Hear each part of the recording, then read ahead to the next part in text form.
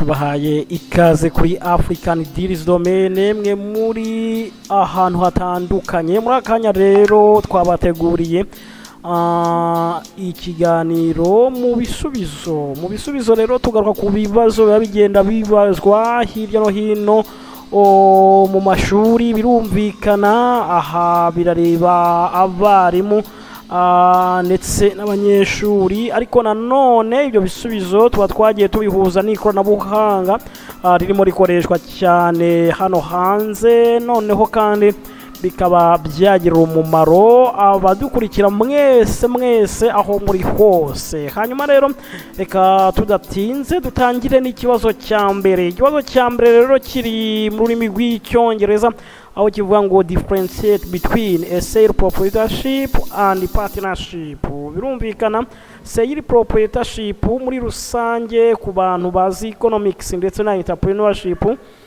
ni business muri rusange umuntu atangira akora ariko akayikoramo wenyine, cyangwa se bakaba ari abantu bake cyane batarenga abantu batanu. Naho rero partnership ni business ihuriweho y'ubufatanye hagati y'abantu babiri kuzamura, ariko nanone nturenze abantu 20. Hanyuma rero baratubwira neza ko sale proprietorship is a business owned and controlled by one person, while partnership is one businessman or an individual single person alone. This is like a features of sale proprietorship, where business have one businessman or an individual or single or a lone person, while a partnership is a business started by two or more people who contribute capital with the aim of making a profit. So there is features where we have where business you have two or more, but the person belong to or are between 2 or 20.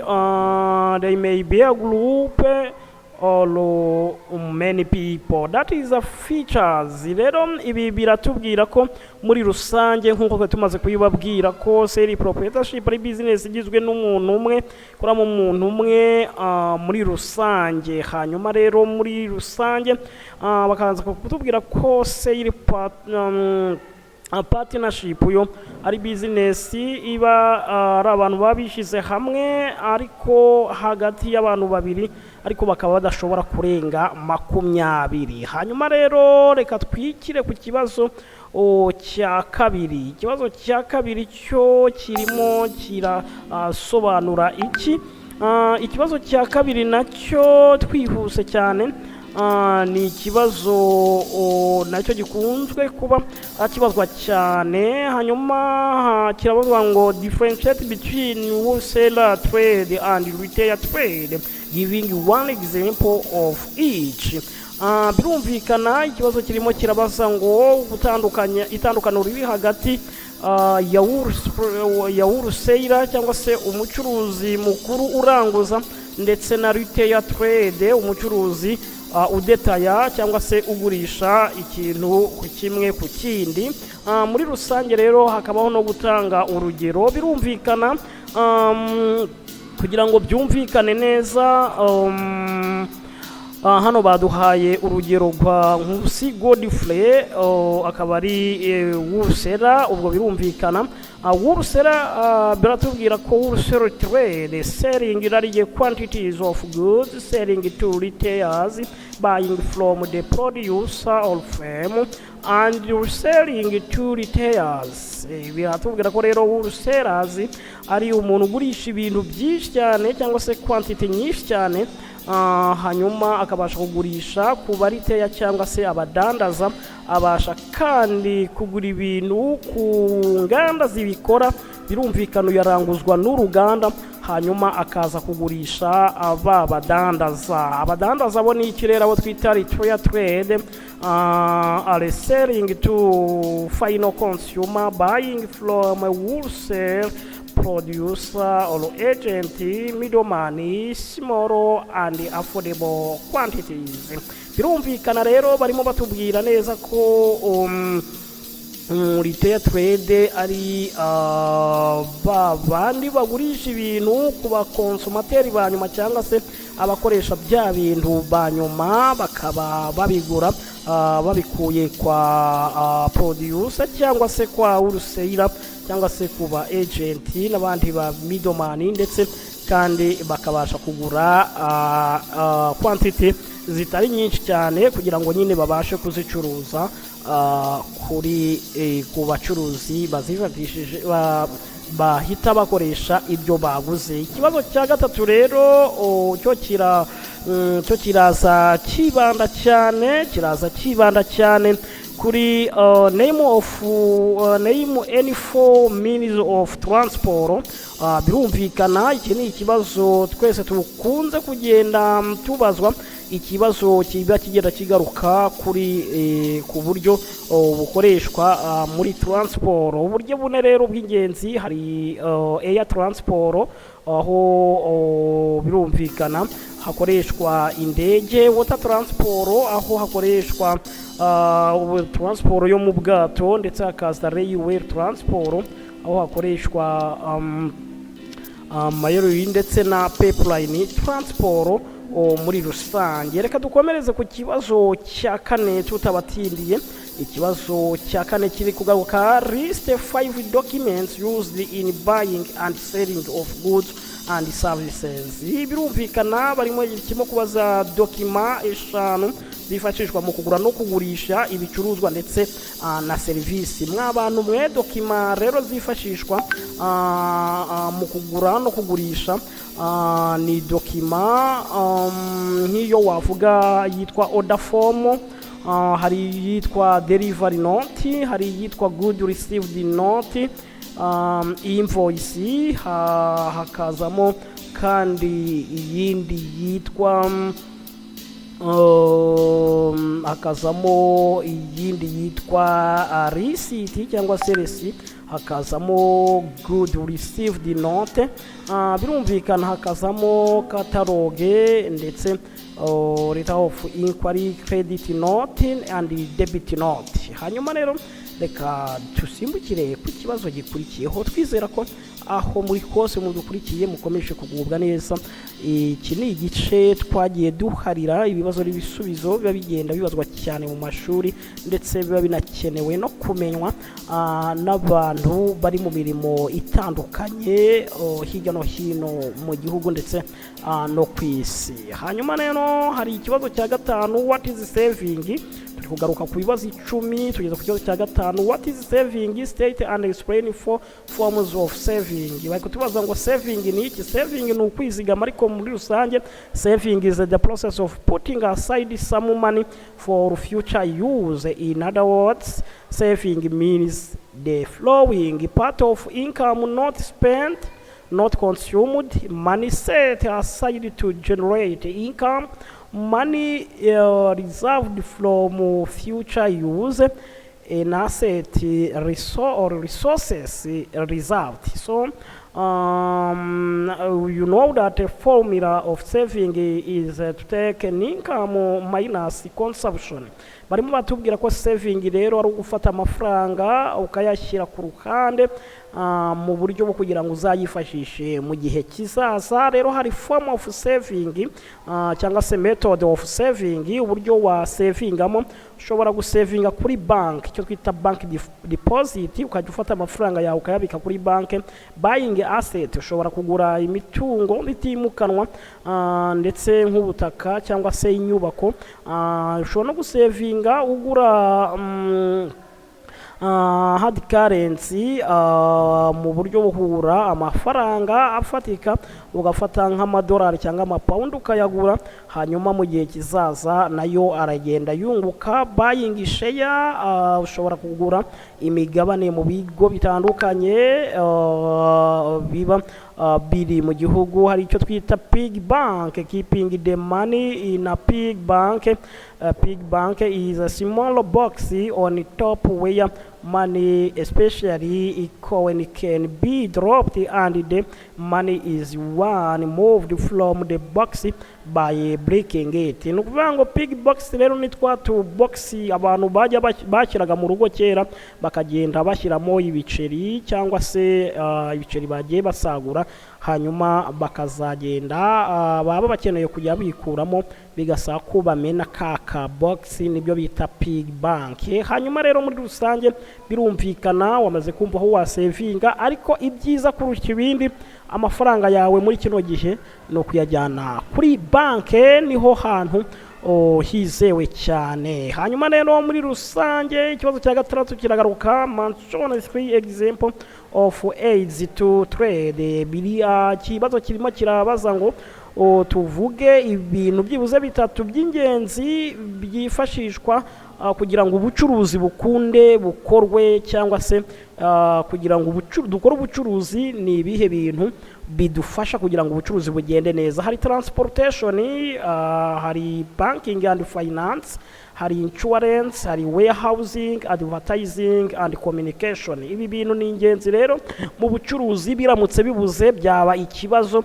Niyo mpamvu ikibazo kivuga ngo mention 3 examples of aids to trade, ibintu bidufasha kugira ngo tubashe gucuruza, ubucuruzi bukunde cyangwa se bugende neza. Harimo transport, birumvikana, hakabamo banking and finance, insurance, warehousing, advertising and communication. Abantu bagendaga bakitubaza rero twamaze kuba tugisubiza. Tujya ku kibazo cya karindwi kivuga ngo identify 3 main types of banks in Rwanda banking system. Hariho ubwoko bugera muri bune bwa banke hano mu Rwanda. Hari commercial bank, ni banke zikora ubucuruzi, birumvikana. Hari development bank, ubwo nituvuga commercial bank murazumvamo za beka, ndetse murumvamo na za equity, ndetse murumvamo na za PPR, ndetse n'izindi ziri mwa kiriya gice. Hari development bank, aho harimo bank de development du Rwanda BRD, birumvikana ko ayi financing long term national project. Hanyuma commercial bank ni retail and corporate service for the public. Hanyuma cooperative ni serving specific member group of cooperative, birumvikana abantu babishize hamwe, hanyuma bakabasha kugira gute, bakabasha kwishyira hamwe, bakajya babitsa, bakabasha no kubikuza amafaranga baba bizigamye. Hanyuma hari n'iyindi banke ijyanye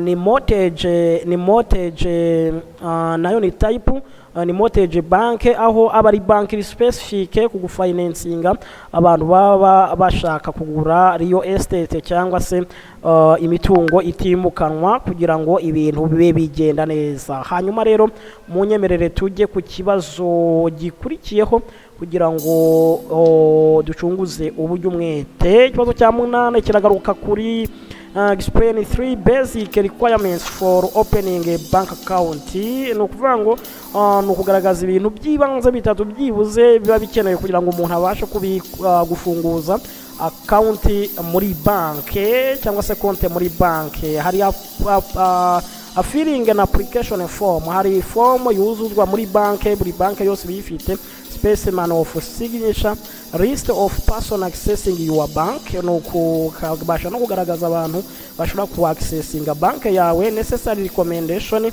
iyo hari abantu bashobora kuba baba bahamya nabo birashoboka ko ushobora kubashyira identity card. Ugomba kuba ufite indangamuntu cyangwa se pasiporo, kandi ugomba kuba ufite passport size photo, ugomba kuba ufite ifoto ngufiya. In case it is a company account, copy of the memorandum of association are required. Igihe rero ari account ya business, hagomba kuba hari amasezerano cyangwa se inyandiko igaragaza ibyo iyo business ikora. Some money to make the initial deposit, hari amafaranga make ubugenda ushyiraho ubitsaho kugira ngo banke yawe ibe active cyangwa se account yawe ibe active. Hanyuma rero muri rusange reka tunyarukire ku kibazo cya 9. Ikibazo cya 9 kirimo kiragaruka cyane, differentiate between a saving account, a term deposit account and a current account. Hanyuma rero iki kibazo kirimo kutubaza gutandukanya itandukaniro riri hagati ya saving account, deposit account ndetse na current account. Akenshi abantu benshi bakunda kwitiranya izi terms kuko akenshi abantu baba batazisobanukiwe, ariko reka tubasobanurire iki izi terms zisobanuye. Izi terms nawe niba uzibazaho, uyu ni umwanya mwiza wo kugira ngo uzisobanukirwe kandi uzimenye kugira ngo umenye uburyo bazitandukanya. Birumvikana rero ko hari byinshi abantu baba bagenda bibaza, ugasanga rimwe na rimwe hari ibibazo abantu bagenda bibaza, ariko nanone birumvikana rero twe tuba twaje tugira ngo tubagezeho amakuru nyayo. Hanyuma rero icyo wamenya kuri current account is a frequent transaction, no low interest and limited access for business. Current account ni ya banke ufunguza ni ya konte ufunguza muri banke, hanyuma warangiza ukayifashisha ukajya ubitsa ukabikuza igihe ubishakiye. Naho saving account, that is a balance access with growth, modest interest, some limit for a personal saving. Nukuvuga ngo saving account rero ni konte ufunguza muri banke, ikaba ifite amategeko n'amabwiriza ugomba kubahiriza mu kubitsa ndetse no kubikuza. Ukaba ushobora kuba wabikuza bigendanye n'uburyo uba wariyemeje, ukavuga uti wenda nzaza kubikuza mbikije amafaranga wenda nayo kugura intebe, ukazayaza kuyabikuza ugiye kuzigura, cyangwa se ukavuga uti ngiye mbikije amafaranga nzaza kugira gute, nzaza kuyabikuza wenda umwaka ushize. Mbene izi account rero muri banke hari amafaranga percentage banke ibigenda ikungukiraho. Hanyuma rero hari itamu ya gatatu yitwa deposit account. Deposit account it's a lock money away for a fixed period of higher granted interest rate, no access during a term for long term goal. So birumvikana ni ya mafaranga rero uba ugiye kubika, ariko noneho akazamara kuri banki igihe kirekire. Hanyuma iyi deposit account nayo banke ziyitangira inyungu muri rusange. Birumvikana rero niba uri rwiyemeza mirimo cyangwa se ukaba ushaka kuba rwiyemeza mirimo, ahangaha wamaze gutoranyamo uburyo amafaranga yawe kuyabika gusa nta kintu arimo gukora, ubwabyo nabyo atari ikintu cyiza, kuko akenshi impamvu atari ikintu cyiza nuko iyo ubigenje gutya ibintu ntabwo bigenda neza. Niyo mpamvu rero ubu ushobora kuba wakizigama kuri banke, hanyuma ukajya mwabura buryo bubiri bwa nyuma tubabwiye, ukabasha kujya ubona amafaranga. Hanyuma rero munyemerere tujye ku kibazo cya nyuma uyu munsi twari twabateguriye kugira ngo ibintu bibe bigenda neza. Ikibazo cya nyuma kiravuga ngo what is accounting and name 3 main types of accounting. Barimo kutubaza ngo accounting ni iki, ndetse tunavuge n'ubwoko butatu bw'ingenzi bwa accounting. Ibi bibazo rero abantu benshi barabikeneye kubimenya ndetse no kubisobanukirwa. Accounting refers to the recording, classifying, summarizing and analyzing financial records and interpreting results. Birumvikana accounting ni uburyo bwo kubasha kwandika ndetse ni uburyo bwo kubasha kwandika ugakusanya ibyo wanditse ukagira aho ubishyira ndetse kandi ibyo bintu wanditse ukabasha kubishyira mu magambo make cyangwa se ukabasha kubishyira mu bintu bitoya cyane, hanyuma ukabasha gukora analysis cyangwa se ukabasha gutekereza ibyo bintu wanditse mu buryo butuma byumvikana mu buryo uko wabyanditse mu mafaranga, hanyuma kandi ibyo wakoze ukabasha kuba wabisobanura. Hanyuma rero hari types za accounting, iyo twita financial accounting, cost accounting, management accounting and intermediate accounting. Hanyuma rero mwakoze gukurikirana iki gice cya mbere twari twabateguriye kigaruka ku bibazo n'ibisubizo biba bigenda bigaruka cyane mu bijyanye n'ikoranabuhanga, kwihangira imirimo ndetse birumvikana n'ubuzima busanzwe tugenda tubamo bwa buri munsi. Rero twizere ko aho muri hose mukomeje kugubwa neza.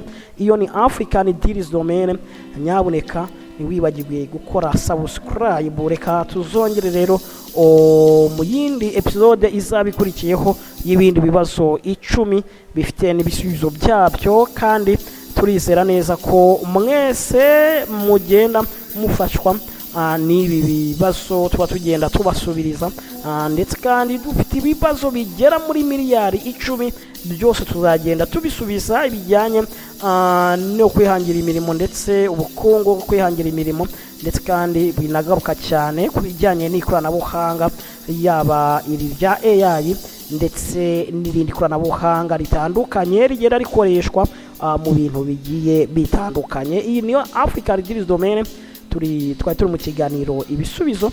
Mukomeze mugubwe neza kuri African Deals Domain.